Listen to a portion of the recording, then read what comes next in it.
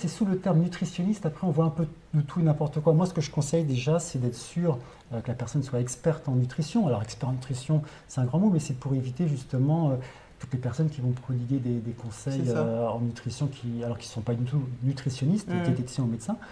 Ça va être notamment, même s'ils font très bien leur métier dans leur domaine, mais les naturopathes, les ostéopathes. Les potes aussi. Les potes aussi, tous les pattes. Il y a beaucoup de personnes qui aujourd'hui donnent beaucoup de conseils et il faut faire attention parce que moi les personnes que je traite en consultation en fait qui ont reçu des conseils au préalable de ce type de personnes, c'était rarement sage parce que c'est souvent lié en fait au mode actuel du sans gluten, sans lactose, sans ceci, sans cela, et tout ce qui conduit à l'orthorexie, c'est-à-dire des personnes qui sont ensuite obsédées par le manger sain. Et ça se développe vraiment plein pot, surtout à mon cabinet de Paris. Je vois maintenant tous les jours, beaucoup plus qu'il y a quelques années, c'est assez impressionnant. Et ça, à mon avis, tous les conseils justement véhiculés par des non-spécialistes de la nutrition, il y est pour quelque chose. Est-ce que le nutritionniste peut collaborer avec le médecin du sport et même le coach? Oui, bien sûr, je dirais même que c'est indispensable si vraiment on veut faire un bon travail.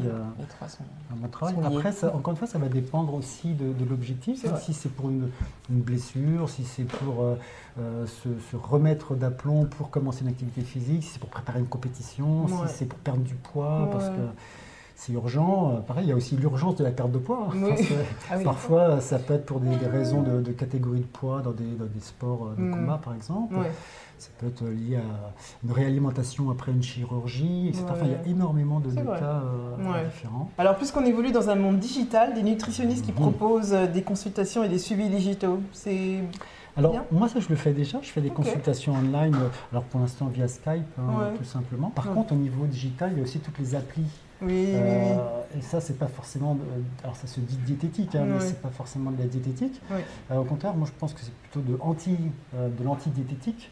C'est-à-dire que la diététique, c'est l'art aussi de la diversité, c'est l'art de l'équilibre.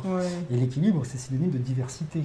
Sauf que ces applis, souvent, elles sont là pour vous dire ce qu'il faut ou ce qu'il ne faut pas. Notamment, alors je nomme aucune appli, mais vous scannez un produit et tout de suite, ça vous dit si c'est bien ou pas bien ou médiocre. Donc ça porte un jugement de valeur sur un produit sans connaître l'utilisation qu'on va en faire, la consommation qu'on en fait, la fréquence, la quantité, ni rien. Donc porter un jugement sur un produit en soi, je ne comprends toujours pas la pertinence. Donc ça, par contre, c'est des choses qui se développent beaucoup. Et ça peut conduire à de l'hypersélection alimentaire, c'est-à-dire que les gens ensuite, ils mangent plus grand-chose, et du coup, ils mangent à outrance le peu d'aliments qu'il leur reste. Puis ça devient compliqué pour eux de réussir à nourrir aussi leur famille. On parlait de famille tout à l'heure, mais avec une sélection alimentaire ultra... ça peut gâcher la vie aussi. Bien sûr, bien sûr.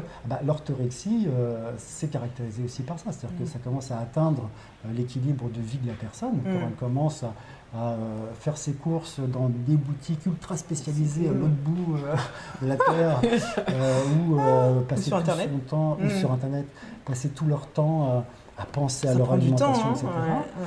Et du coup, même pour les enfants, parce que l'ennui, c'est que le modèle alimentaire des enfants, il va, alors soit ça l'affecte directement parce que la personne, elle fait ces changements-là, elle les applique aussi pour les enfants, ou soit parce que les enfants voient leurs parents manger d'une manière parfois assez surprenante, avec des pratiques même alimentaires, pas forcément dans les aliments, mais parfois surprenantes, comme mâcher, cracher, bien sûr.